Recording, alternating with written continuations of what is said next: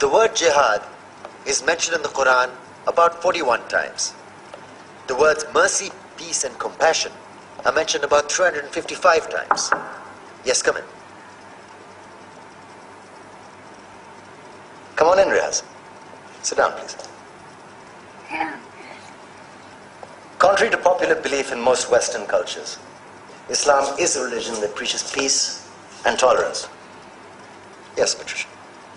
If Islam truly is a religion that preaches peace, then how come the world's most troubled spots, the West Bank, Afghanistan, Pakistan, Iraq, they're all plagued with Islamic terrorism? Well, that depends on your definition of terrorism. Some might argue that the U.S. invasions of countries like Iraq and Afghanistan are also acts of terrorism. No, those were acts of war to get rid of despotic regimes. Or means of getting at a country's oil.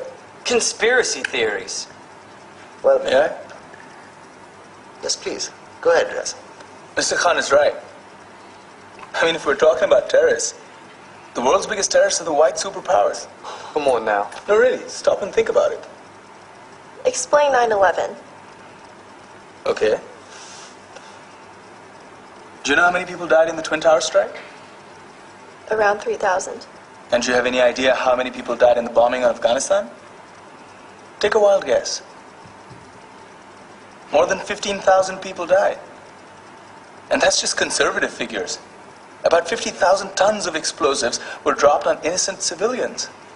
Men, women, children. Yeah, but that was because of the Taliban.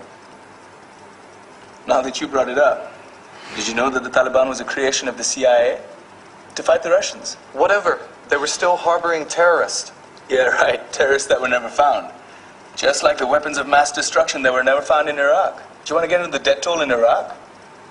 500,000 civilians and counting. And what do Britain and America say when they don't find these weapons? It's simple. They just say sorry. And still refuse to relinquish control of these countries. What are you trying to say? What I'm trying to say is that just because you're American, wear a fancy suit, and call yourself the president, doesn't make you any less of a terrorist. I'm saying that if you don't stop meddling in other people's countries, you will face a backlash. If Muslims like you feel that way, then why don't you get out of our country? We will. As soon as you promise to leave ours.